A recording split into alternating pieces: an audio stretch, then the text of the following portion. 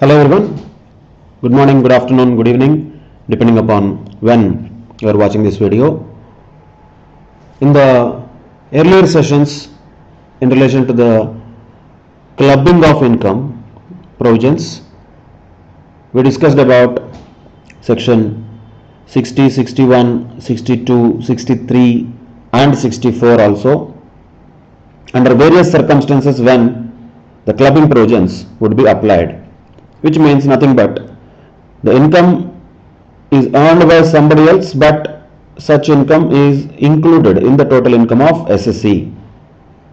And I have already sent a cropped image of the summary of this chapter in a flowchart and asked you to revise it very thoroughly. Hopefully you all have done that. And after understanding the provisions of this chapter, we need to apply these provisions in various situations, what we call them as problems. But before going to the problem solving part, let us quickly revise, recapitulate what are the provisions in relation to this topic and what are the key aspects to be remembered. So let us take one by one. Section 60 is the first clubbing provision, which says if there is a transfer of income without the transfer of asset, then automatically that income will be includable in the hands of the transferor of that income. And this is applicable in all cases. There is no point of knowing who is the SSC. This is applicable for all persons, and also this is applicable for all types of transfers, whether revocable or irrevocable. So section 60 is a very general section where the transfer of income happened without the transfer of assets. Now section 61 is about income which is arising from the transfer of assets. However, how is that transfer? That transfer here is revocable transfer. Means what is happening here? The asset is transferred revocably and such asset is earning some income. Such income is to be clubbed in the hands of the transferor of assets. You need to be always clear in terms of what is transferred and what is to be clubbed. Clubbed is always income. What is transferred could be different. In section 60, what is transferred? That is income itself transferred. So income itself clubbed. Section 61, what is transferred is not income. What is transferred is an asset. But what is to be clubbed? That is the income arising out of such transferred assets. And such income from such transferred assets shall be clubbed in the hands of transferor, of course, when such transfer is a revocable transfer of assets. There are some exceptions also which are mentioned in section 62, and what are those exceptions also we discussed it. When the clubbing provisions will not apply, if the clubbing provision, if the revocability of the transfer is not applicable during the lifetime of the beneficiary. That means the revocability is not going to happen till the beneficiary or the transferee is alive. After he is dead, if it is coming back to the transferor, of course it is still a revocable transfer. Still clubbing provisions will not apply since it is coming under exceptions to section 61 which are mentioned in section 62. And the second one is not that important as we already looked at. But yeah, there is any transfer happening long back before 1/4/1961 and that is also revocable after 6 years. In that case, also clubbing provisions will not apply. So the second one is a very unique situation. That's a very age-old case which may or may not be relevant for problems, but the first situation is quite possible to be asked as an MCQ or a case-based question. If the transfer is happening in such a way that the same is not revocable during the lifetime of the transferee, in that case, then the clubbing provisions will not apply. And the transferor should derive no direct or indirect benefit from such income, and as and when the power to revoke arises, clubbing provisions would apply naturally. When the revocability happened, the revocability could be partial or full, that is either way. However, point to be noted, irrespective of whether the revocability is partial or full, direct or indirect, clubbing is always in full. Clubbing has to happen on the entire income arising from such transfer of assets which are transferred revocably to somebody else. That is section 61, and 62 is exceptions to section 61, and in fact 63 is also just a definition of what is a revocable transfer. As the name itself indicates, revocable means reversible, means once there is an asset which is transferred by one person to another person, the asset will come back to the first person. The first person, the transferor, reassumes the power, reassumes the right over that asset after some period of time. If that is the case, that is called as revocability. That is defined in section 63.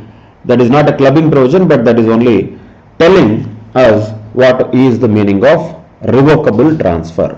But once the revocable transfer of assets happened, in that case section 61 is applicable, and income arising from such assets shall be clubbed in the hands of transferor of such assets under section 61 normally. However, exception circumstances like section 62, where clubbing provisions are not applicable, are also there.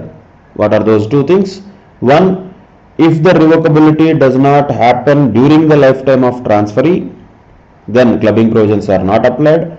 Or if the transfer happened before 1461 with a period of revocation after 6 years of time, then also clubbing provisions are not applicable under section 62. That is for everybody. This portion of the clubbing provisions are applicable for every person. There is no need that the transferor should be individual, and there is no need that transferor and transferee have any kind of relationship also. Now, coming to the other area of spouse's income, how this has to be clubbed. Each of them is a separate category. First category is generic category, section 60, 61, 62, 63, all of them are in that.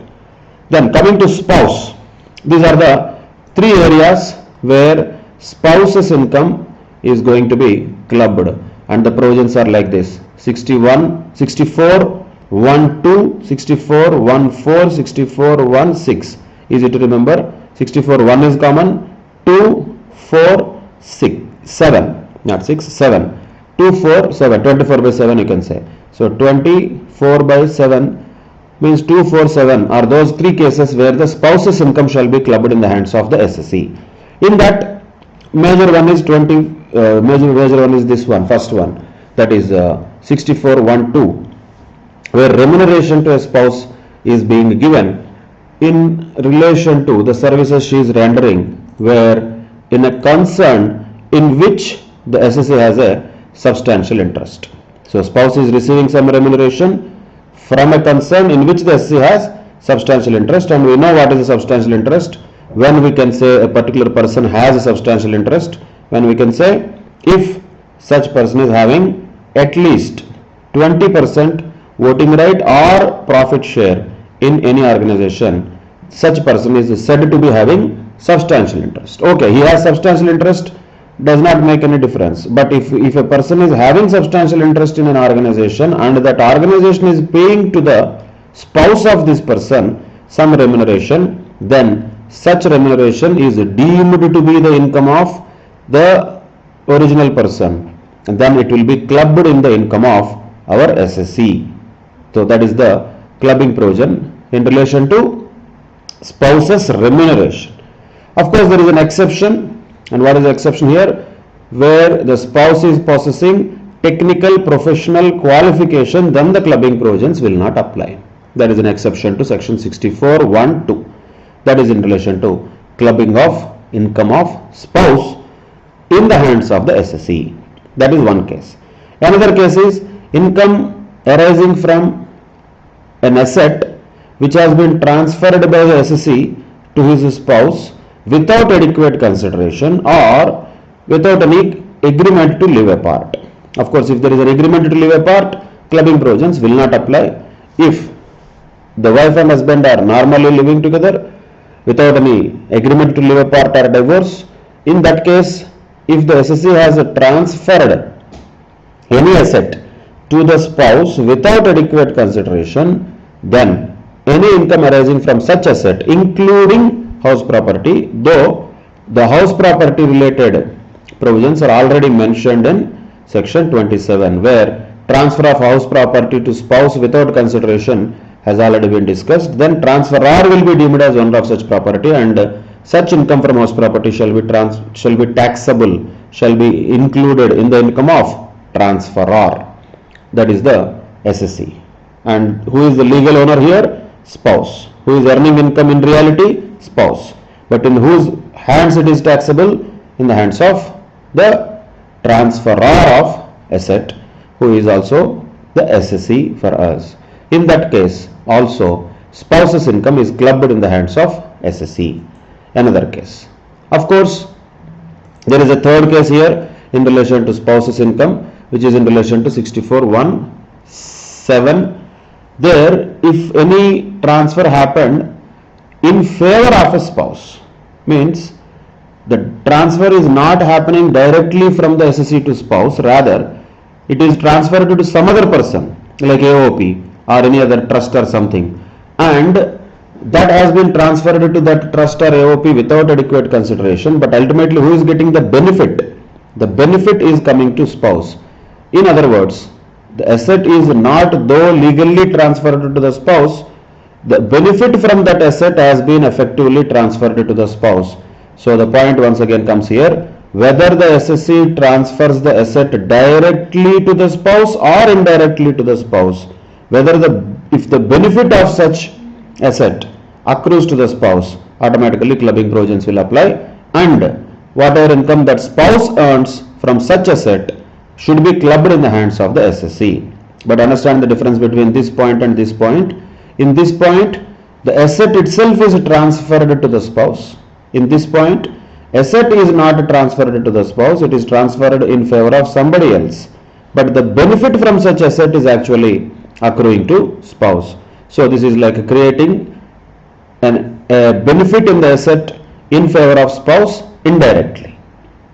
Here the benefit in the property is created directly. So whether directly or indirectly, ultimately if there is a transfer of an asset by the SSC to spouse or any other person, ultimately the beneficiary of that is the spouse.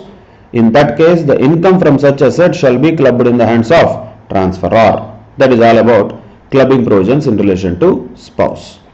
Then similar provisions are applicable in case of son's wife also. We can come to this. So son's wife also very similar. If these two actually will be applicable, continued to son's wife also. The first one, remuneration of son's wife, if at all there is any, from a concern where the SSC is a person having substantial interest, clubbing provisions are not applicable. This is only in case of spouse. 64(1)(2) is applicable only for spouse. 64(1)(4), 64(1)(7) have similar implications on son's wife also.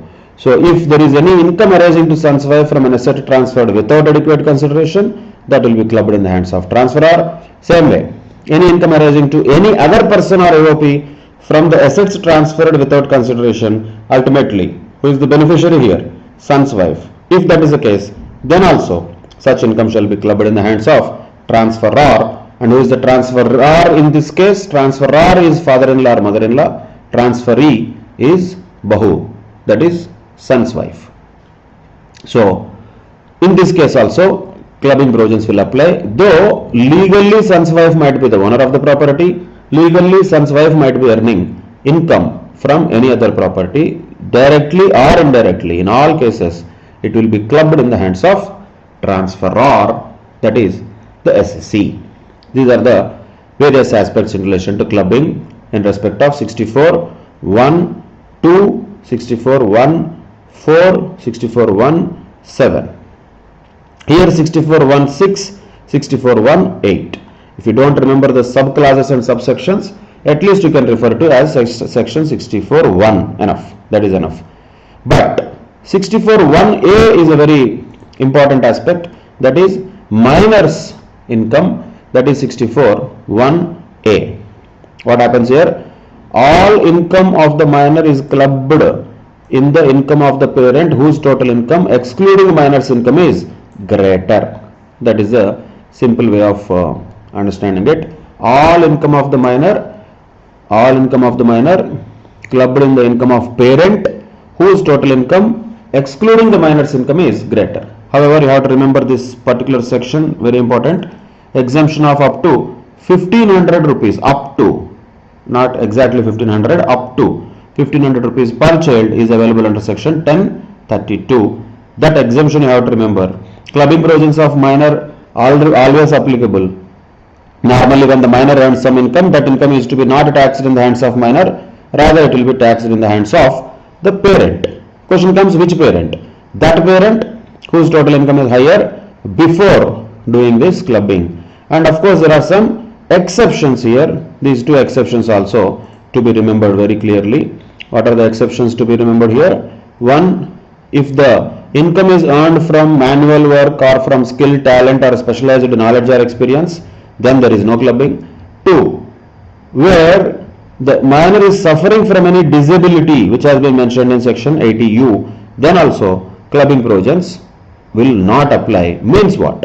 Income earned by minor will be taxed in the hands of minor only. That's what section 64(1)(a) is all about.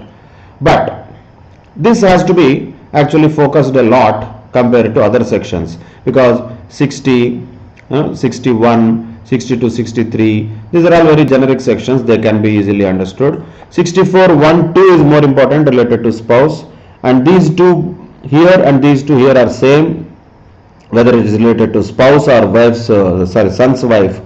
In both cases, if there is an asset that is transferred without consideration, income arising from such asset has to be clubbed. So logically there is no difference between this block and these two. This and these two are same. This is different.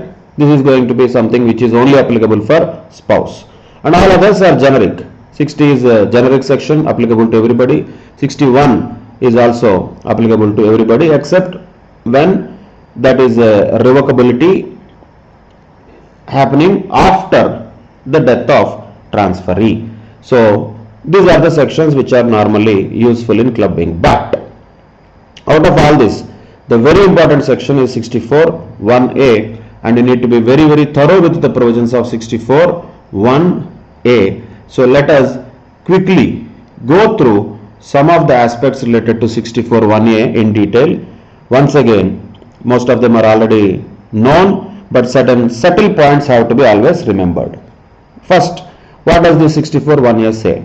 Simply speaking, all such income which accrues or arises to the minor child to be clubbed in the hands of that parent whose total income excluding the income of minor child is greater.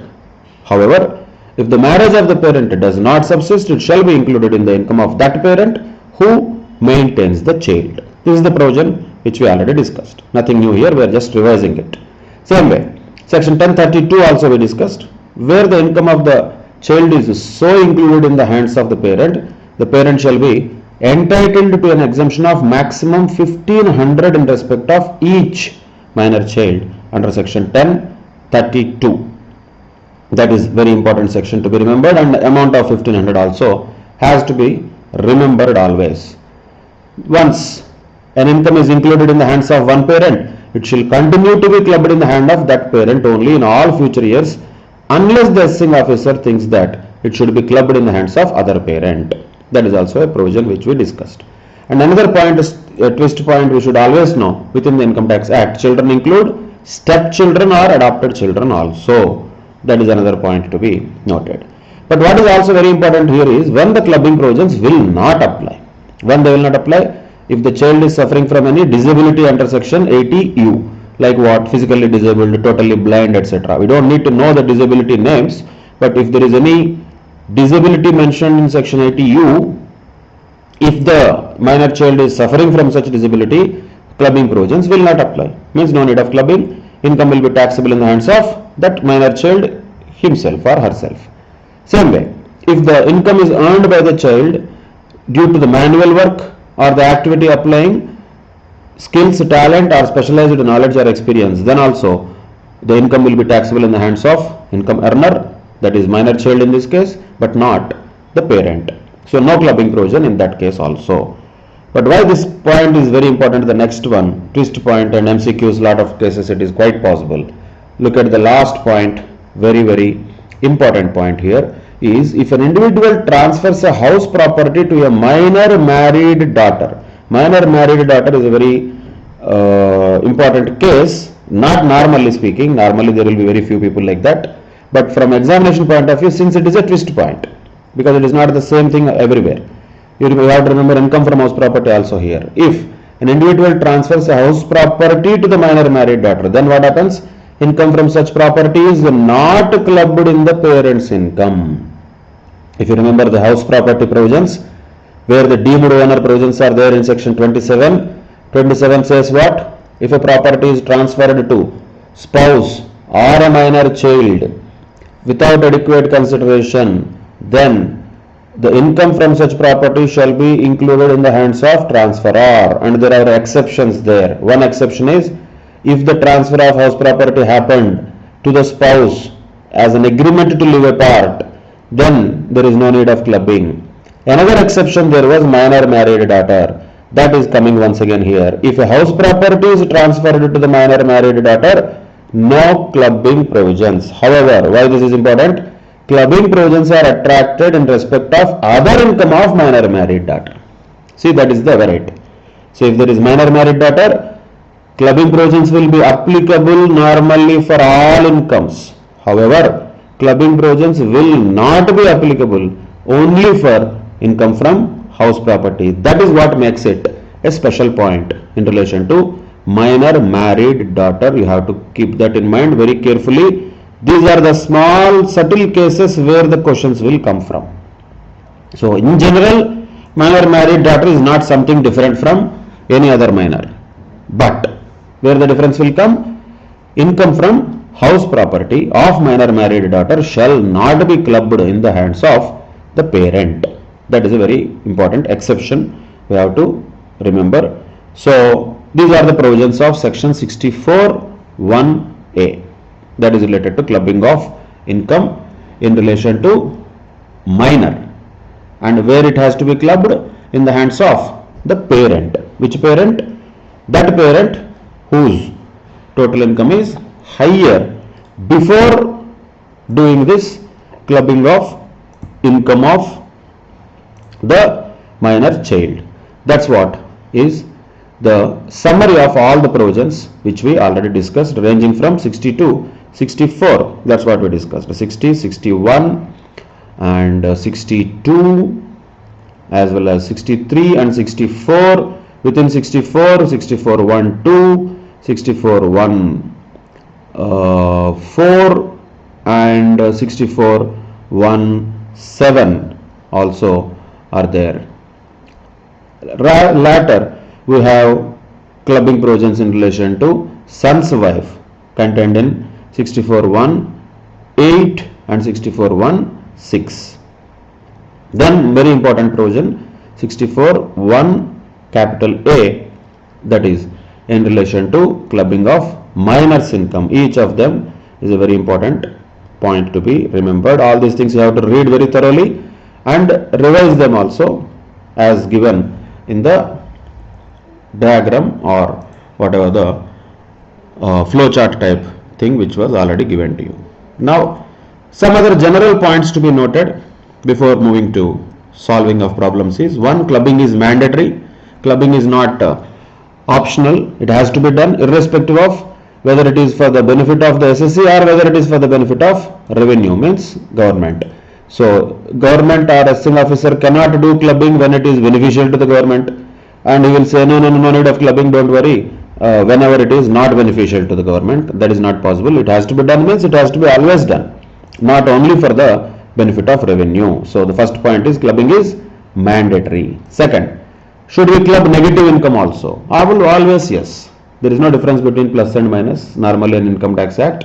If there is clubbing of positives, there will be clubbing of negatives also. Income includes negative income. Hence, losses shall also be clubbed. There is no difference between profits and losses when it comes to clubbing. Next, how the clubbing has to happen. Basically, the income has to be calculated in the hands of the income earner first, then thereafter the net income shall be clubbed. Naturally, that's what we do. Without calculating the income, how can we do the clubbing? Not possible. So that is how the procedure happens. And another important point practically is clubbing shall be made headwise. Clubbing shall be made headwise. Headwise means, let us say income from house property of a person is there, that is minor child, shall be clubbed in the hands of either of the parents under which head? Naturally, income from house property only. Income from house property of minor child cannot be clubbed with PGBP of the parent, not possible. So clubbing will happen headwise. Salaries income will be clubbed with salaries, income from house property will be clubbed in income from house property, like that. Headwise clubbing will happen. One head's income cannot be clubbed with other head's income. That is also common sense point, but these are the points to be remembered. So clubbing is mandatory. Negative income also to be clubbed. Clubbing has to happen after calculating it first in the hands of the recipient or income earner. Then the clubbing shall be made headwise. These are also some of the points to be remembered while solving the problems. And in solving some of the questions in the earlier sessions, we discussed about what if there is a transfer of assets and such a transfer of asset is actually utilized in the business of the transferee. Then how to do the clubbing? Income from such business has to be proportionately clubbed in the hands of the transferor by taking this formula. You can take this also. Income from business into amount invested out of the asset transferred divided by total investment in the beginning of the year. This is the same provision what we talked about yesterday. If you want it as a formula, you can note this down. Income from business, whatever it is, multiplied with amount invested out of the asset transferred divided by total investment of the transferee in the beginning of the year. That's the proportionate amount which has to be clubbed with transferor of the asset. Then what happens to the remaining income? Of course, remaining income will be normally taxable in the hands of the income earner only. There is no problem there. The only issue is coming where the income is earned by somebody and that income we are trying to club with somebody else, that is our SSC. So this is a special case you have to always keep in mind, where the transferred asset is invested in business. How to do that? Proportionate amount has to be clubbed in the hands of transferor. And of course there are some other points, general points to be also noted. Should income on income also be clubbed? In case of spouse, in case of son's wife, income on income should not be clubbed. But again another point to be noted. Is there any such provision for minors? No. Means what? Any income of the minor. Any means any. Income of the minor, income on income of the minor, income on income of the minor, whatever it is, any income of the minor should be clubbed. But exception of not clubbing the income on income will apply where? Only to spouse and son's wife. These two cases, income on income shall not be clubbed. Accretion should not be clubbed. Basically the income earned by the asset should be clubbed. That much only has to be always kept in mind in relation to special points of this particular chapter. And once we have these special points noted, once we have these special points understood, we should be able to apply them in various cases which are all given either in the illustrations or in the problems, exercises which are given at the end of the chapter. So let us start with some of the illustrations one by one which are already given in the ICA material. So we are doing this here so that we can solve it easily. So illustration number 8, the same thing what we have here. So what is illustration number 8 talking about? Read it carefully. Compute the gross total income of Mr. and Mrs. X from the following information.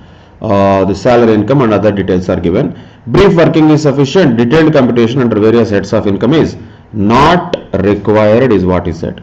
Okay, that's fine.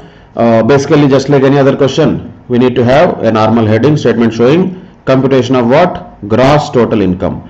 Of whom? So we have two people here. So definitely Mr. A and who else is there? Mrs. A. So we have Mrs. A. So two columns will definitely be required, and particulars of course will be also there. So Mr. A how much, Mrs. A how much income, that we have to calculate. So let us take the details one by one. Ideally in the examination you should go headwise. Headwise means first salaries, then income from house property, then PGBP, then capital gains, then income from other sources. Ideally it should go like that. But anyway, it depends upon the time available to you. Final answer should be correct. Sequence is okay. That is possible to be little bit compromised with. However, if possible, always do it that way. Whenever we are calculating something, first we should have income from salaries, then we have PGBP, then we have income from other source, income from house property, then we have PGBP, then we have capital gains, then we have income from other sources. Same way they should be there. But is it guaranteed that every problem will have all the five? There is no need. That is why we don't have to really worry about this sequence. Let us take the incomes. Whatever the descriptions are given, they have to be written. So first of all, salary income computed of Mrs. A is 2,30,000. It is of Mrs. A. Is there anything mentioned that Mrs. A is getting this from an organization where Mr. A has substantial interest? If nothing is mentioned, don't make such assumptions. Simply that is her income. She also can do the job very genuinely, and she is getting a salary income of 2,30,000. Nothing wrong in that. So take 2,30,000, which will of course be taxable in the hands of Mrs. A. That is 2,30,000 income from salaries. Right. Next, we have income from profession of Mr. A, that is 3,90,000. Income from house property is not there, but PGBP is there. If there is PGBP, under whose hands it is taxable? Whoever earns it. There is no clubbing here. Profession of Mr. A, Mr. A earns 3,90,000. So same in case of Mrs. A, she earns 2,30,000 salary. Mr. A earns PGBP of 3 lakhs income from salaries. But computed this is, so always you have to be careful whether this is after standard deduction or before standard deduction. Computed means after standard deduction, which is taxable in the hands of Mrs. A. No clubbing.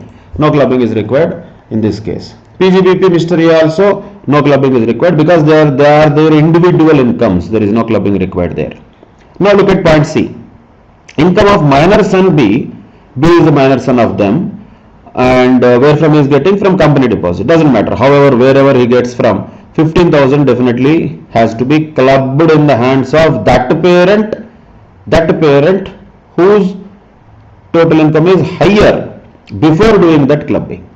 So, whose income is higher here? If you look at the further points, then only we can come to that. Look at the other points. Income of minor daughter is there C. Again, interest from bank received by C. C is minor daughter, and C only received gift also. So, Mr. A is one character, Mrs. A is one character, minor son B is one character, minor daughter C is one character. So total 4 characters only are there in this.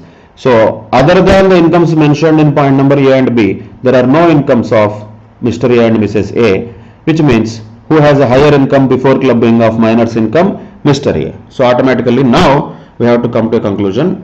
Minor son B's income from company deposit 15,000 has to be clubbed in the hands of Mr. A. So what we can call that? That is income from other sources, because it is interest income. Interest income is always income from other sources. That is minor son's income clubbed in the hands of Mr. A. Mr. A. Amount is 15,000. But be careful, don't forget 15,000 minus 1,500 exemption under section 1032. So how much should be taxable? 13,500 only. So you should show that in the examination as a working here or in the bracket here. 15,000 minus 1,500 exemption under section 1032. So taxable or amount which has to be clubbed in the hands of Mr. A is 13,500. That is income from other sources. That is from B. Now look at D. Income of minor daughter C from special talent 32,000. So C is a minor daughter, no doubt about it, but she got this income of 32,000 from a special talent. So special talent means it should not be clubbed. Is he asking to calculate the income of C? No, the question is only about calculating the income of Mr. and Mrs. A. So we don't need to worry about this 32,000 since it is not to be clubbed in the hands of any of the parents, since the minor daughter got this from a special talent. Next, E. Interest from bank received by C on the deposit made out of her special talent. So whatever the amount that she has earned, this is not the only 32,000. She has been doing that. Maybe she is a singer, maybe whatever she is, she has some sports quality, whatever the talent is, she got some money and she keeps on depositing that money in the bank. From that interest is coming. Is this income to be clubbed or not? Answer is yes, it has to be clubbed. Very carefully, this 3,000 has to be clubbed. Why? This is not special talent income. 32,000 is special talent income which should not be clubbed. 3,000 is income which is received from deposit, not out of special talent. That is why income on income should be clubbed in the case of minor. Be very careful.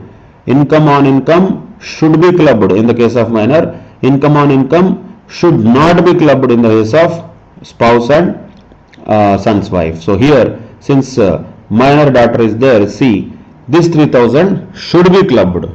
That is from C. So from B, 13,500 was clubbed in the hands of Mr. A. From C, how much to be clubbed now? 3,000 minus 1,500 once again. Don't forget that. Each kid gets 1,500 exemption. So per child 1,500. So 1,500 rupees is what is to be clubbed from this 3,000. In addition to this, there is a gift received by C from a friend of Mrs. A, 2,500. See, the moment you see 2,500, you should remember section 56, income from other sources. As long as the gift amount does not exceed 50,000, what happens? Nothing is taxable. So the question of clubbing does not arise. First of all, income should be taxable, no? Then only the clubbing will arise. When the income itself is not taxable, there is no question of clubbing. There is no question of in whose hands it is taxable. It is not taxable in anybody's hands. Neither it is taxable for C, nor it is taxable for Mr. A, nor it will be taxable for Mrs. A, even though it is received from a friend of Mrs. A. That is useless information. Gift below 50,000 is not taxable. So now add all these things. So how much is this amount? 4 lakhs 5,000. That is the total income of Mr. A, and the total income of Mrs. A is going to be how much? 2,30,000. So 2,30,000 is the total income of Mrs. A, and 4,05,000 is the total income of Mr. A. This is the final answer. That's what is asked here. Gross total income. Why gross total income we are calling it? Why gross total income? Why not total income? Total income will be after the deductions under section 80, which we are not doing now. So gross total income will be before giving the deductions, but after doing clubbing and set off carry forward, etc. So this is gross total income of Mr. A and Mrs. A. That is the answer for this question. 4,05,000 and 2,30,000. So in examination, a proper heading and calculations, and of course working notes. Each of them requires working notes. Why you included 15,000 in the hands of Mr. A? Because income of Mr. A is higher. That provision you have to write. 1,500 deduct exemption under section 1032. That provision you have to write. If there is a income earned from special talent, that should not be clubbed. That provision you have to write. And same way gift provision. If it is not exceeding 50,000, it is not taxable. That provision you have to write. All these working notes put together, this calculation will give you at least 4 to 5 marks for such a question. These are the type of questions typically we can expect in the examination. And of course, the final answer is this: 4,05,000 for Mr. A and 2,30,000 for Mrs. A. These are the two answers. Mrs. A 2,30,000 and Mr. A 4,05,000. The same things what we got. That is about illustration number 8, which was there in the ICA material. Now moving on to some other small topic in relation to cross transfers.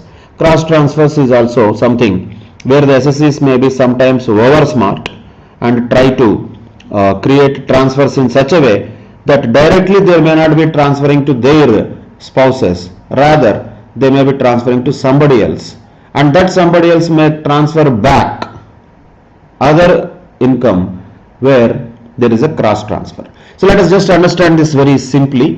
What is a cross transfer in the case where it works and how this works. So what is a cross transfer? First of all, in case of cross transfers also, the clubbing provisions are applicable. That we have to keep in mind. So a lot of things are given here. Case studies and all, Keshavji, Morarji, all these names you don't have to remember, but remember the concept of cross transfer. See, let us say there is a person called A. Only for example this is, let us say there is a person called Mr. A. Mr. A is there, and normally if Mr. A transfers to Mrs. A any asset, if Mr. A transfers to Mrs. A any asset without adequate consideration, then income from such asset which is normally earned by Mrs. A should be clubbed in the hands of Mr. A, that we know. This is direct transfer where asset is transferred from Mr. A to Mrs. A. That is quite possible, right? If this happens, clubbing provisions will apply. They will definitely apply. So if this is the case, clubbing provisions will apply. Now, if let us say this is the case, means another example, say Mr. B transfers to Mrs. B. Example, let us say Mr. B transfers to Mrs. B, then also clubbing provisions will apply, because whatever the income Mrs. B gets, that will be clubbed in the hands of Mr. B. Now, clubbing provisions will apply in this case, we know that. Now the SSCs might turn to be over smart. What they are doing is this. This is what is cross transfer. So what happened here? Mr. A transfers an asset to Mrs. B and Mr. B transfers an asset to Mrs. A.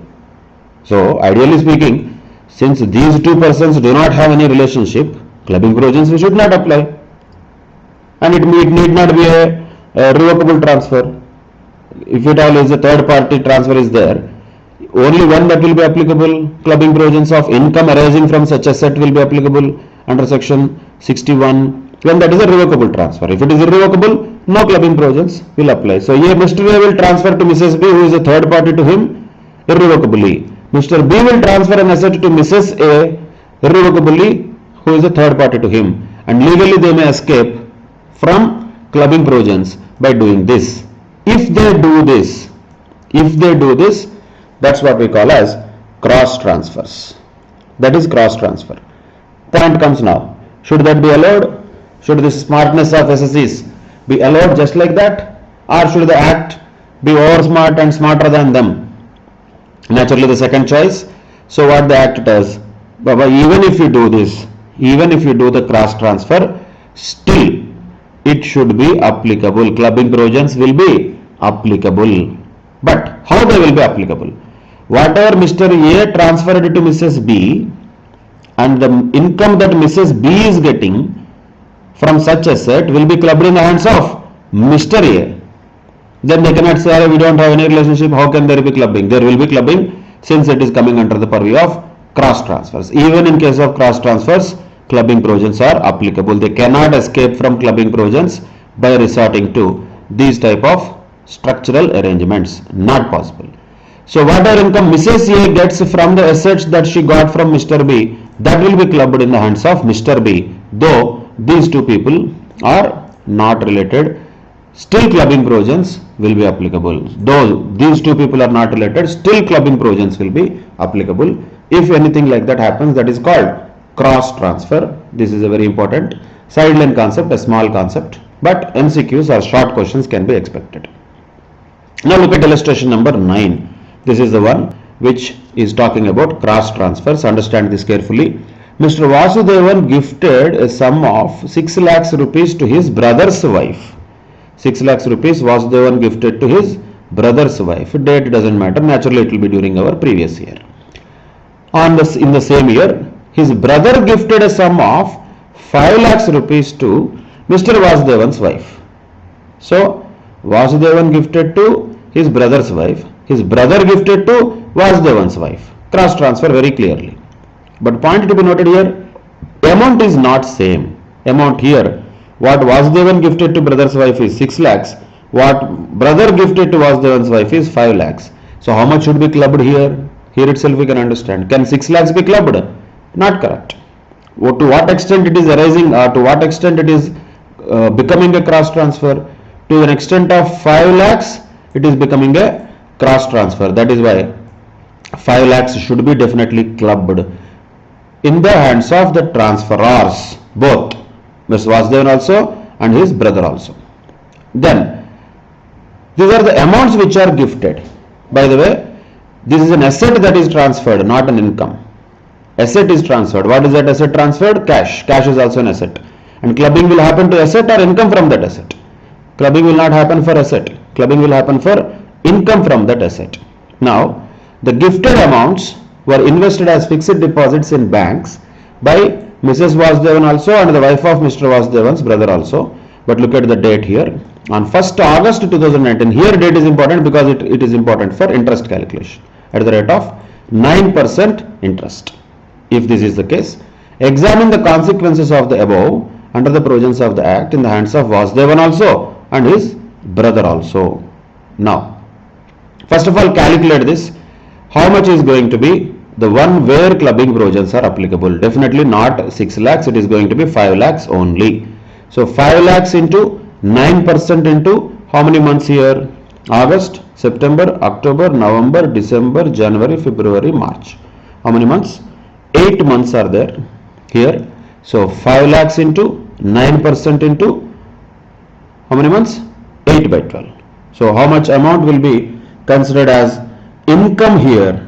That will be taken. So here Mr. A, we can say Vasudevan. Mrs. A is nothing but wife of Vasudevan. B is brother of Vasudevan. Name is not given. When it is not given, don't worry. So let us call him brother of Vasudevan. And Mrs. BV means wife of the brother of Vasudevan. So Vasudevan gifted to his brother's wife and his brother of Vasudevan gifted to the wife of Vasudevan. So this is the cross transfer that has happened. And now the point is, this transfer, Vasudevan gifted to the wife of his brother, how much amount? This happened 6 lakhs. But his brother, Vasudevan's brother transferred to the wife of Vasudevan how much? Only 5 lakhs. Only 5 lakhs. So point is, how much is the interest to be clubbed? By the way, asset is not the one to be clubbed. Interest is the one which has to be clubbed because clubbing provisions are applicable for income on the assets but not assets themselves. So how much is the interest here? 9% for how many months? August to March. That comes to around 8 months as we already calculated. So this into 9% into 8 by 12. So how much is the interest amount? 30,000 in case of this, 36,000 in case of the second transfer. Which has to be clubbed here? Only 30,000 has to be clubbed but not 36,000. That is a point to be noted. Though the income here, the asset transferred is 6 lakhs, the remaining additional 6,000 should not be clubbed because there is no cross transfer to that extent. So the point again to note here is, clubbing happens not for 6 lakhs, 5 lakhs, clubbing happens for incomes on them, and even clubbing of incomes also will not happen on interest on 6 lakhs, 5 lakhs. It will happen only on interest on 5 lakhs. Why? Because that is the amount where there is cross transfer that is involved. Remaining amount, there is no clubbing required. That will be taxable. Don't think it is not taxable. It will be taxable in the hands of recipient of income, but not in the hands of somebody else. So these are the points here. So now 30,000 has to be clubbed in the hands of whom? Mr. Vasudevan. And 30,000 has to be clubbed in the hands of whom? The brother of Vasudevan. For both of them, clubbing provisions will apply, and how much should be clubbed? 30,000, 30,000. That is the answer for illustration number 9. Lot of theory is given here, that is not required. The conclusion is cross transfer is there. How much to be clubbed is not actually answered. Just only consequences is asked, so general explanation was given. But final consequence is what? 30,000 rupees income should be clubbed in the hands of Mr. Vasudevan. Another 30,000 should be clubbed in the hands of brother of Vasudevan. That is the final conclusion in relation to cross transfers. Now, after this section 60, 61, 62, 63, 64 various subsections and clauses in relation to spouse, son's wife and minor, there is one more small topic in relation to HUF, that is conversion of self-acquired property into a joint family property. If somebody who is a member of HUF has converted a self-acquired property, with his hard work he has earned it, but what he has done, he has converted that into a joint family property of a HUF, that is Hindu undivided family. Same thing, in that case, who is the transferor? Member of HUF. Who is the transferee? HUF. And income is earned by whom? HUF. Property legally registered in whose hands? HUF. But in whose hands the income will be taxable? That is not HUF, that is the member of HUF, because it is his self-acquired property. He is just transferring it to HUF, of course, without adequate consideration. Why is he doing that? Why he might do that?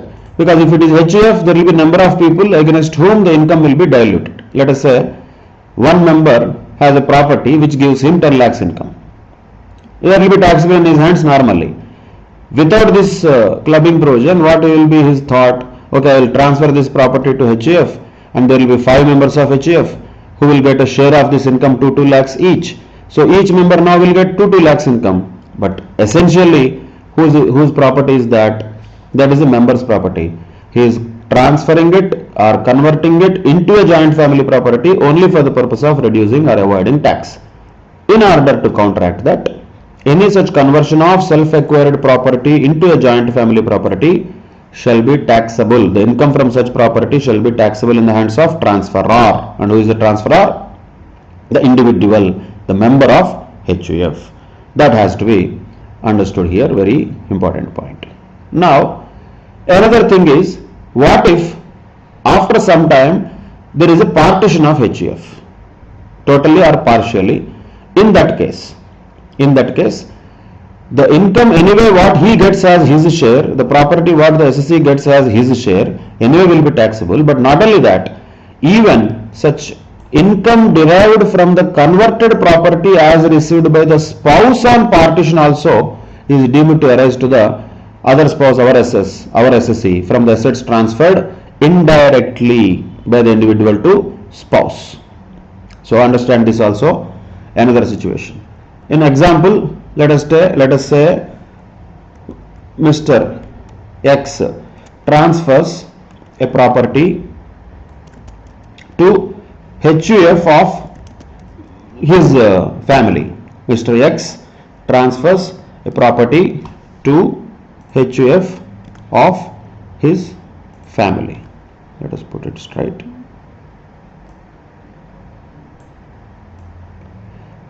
X is transferring to HUF. But whose property originally it is? It is actually the hard-earned money and property of Mr. X. So it is his self-acquired property. That is important word. Transferred to HUF for without consideration or for inadequate consideration. Then though legally that is registered in the hands of HUF, the income arising from this will be taxable in the hands of Mr. X only. That is done. Later, HUF itself is partitioned. HUF is partitioned. In that case, what is happening here is the HUF is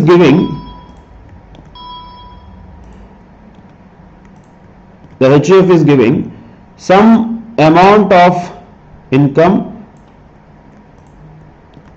to the spouse of Mr. X also. So there is Mr. X and there is Mrs. X. This is the situation. So this is first thing that happened. What happened here first? Mr. X transferred a property to HUF, which is a self-acquired property, now converted into a joint family property. Simply whatever the income from such property is should be clubbed in the hands of Mr. X normally, no problem. That is normal. However, if that HUF is partitioned, when partition happens, various members will get, not only Mr. X, Mrs. X. Partition happens, maybe there are 40 other members, we don't know. All those people, whatever the property share they get, we don't bother about it. But what we bother about is, in this partition, whenever it happens, whatever the income from the share of Mrs. X, that is a spouse, is deemed to be the income of Mr. X. So, income for Mrs. X also after the partition should be clubbed in the hands of Mr. X. Why is that? Once again, first of all, what is the logic of this original thing? We hopefully understood that. If this provision is not there, people will dilute the income by number of people by transferring it to a HUF. That should be avoided. So first provision is applicable. Second provision, this is applicable. Why? If this provision is not there, HUF is something just anybody can do anytime. No, we create a HUF today, tomorrow we can partition. There is no legal procedure for it. So if this provision is not there, what people will do? They will transfer a property to HUF rather than directly transferring from Mr. X to Mrs. X. They will use HUF as a mediator. So Mr. X will transfer to HUF, HUF will transfer to Mrs. X. So this is also a kind of adding another layer, but this layer also is not recognized. That is why this Mrs. X income also should be clubbed in the hands of Mr. X. That is the provisions related to HUF. That should be enough. In relation to HUF's income, that is 64.2. Conversion of a self-acquired property into joint family property, taxable, clubbed in the hands of transferor. When the HUF is partitioned, any income received by spouse of the individual shall be clubbed in the hands of individual. These 2 points have to be always remembered in relation to HUF. Right? That is one point. So, income includes loss is something already what we have discussed. What is the distinction between 61 62 also is there here. 61 is applicable only for revocable transfer. 64 is applicable for all types of transfers, revocable or irrevocable. That does not matter. Also, we already discussed this. Income from the asset is transferred, but income on income is not to be clubbed. So look at this example. Say this example is given for understanding that logic only. Mr. A transferred debentures of 50,000 rupees carrying 10% interest to his wife. Interest income 5,000 would be clubbed in the hands of Mr. X. A actually, this is print mistake. Mr. A, it will be clubbed. However, if that wife deposited 5,000 rupees in fixed deposit at 8%, that means she is earning an income of 400 rupees from that deposit, which is income on income. That would not be clubbed in the hands of Mr. X. So here if you change it to Mr. X, this example holds good. So if there is a income from an asset, that is clubbed. Income on income is not clubbed. That's it. These are the various provisions in relation to clubbing. Very important. All of them have to be thoroughly remembered, and all of them have to be revised also very well. So remember these provisions. This revision you have to do once again.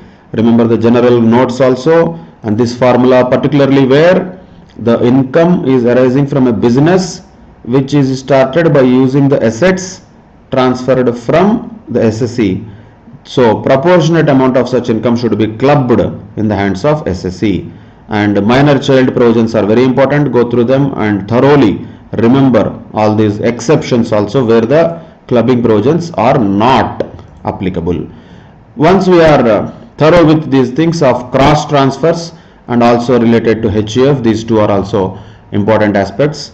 Then in the next class onwards, we will continue to do with the problems in relation to this chapter, and that will be only an application of the provisions that we know. Hence, we should be very thorough with the provisions before solving all those problems. So once again, read the chapter carefully, remember the provisions carefully. Problems can be done, completed in the next session. Not only that, also keep Girish Ahuja with you in the next session. We'll have a quick discussion on the questions in relation to which are mentioned in Girish Ahuja book. So provisions wise, this is over. Problems is to be done in the upcoming sessions. Till then, bye bye, take care, stay home, stay safe. Thank you.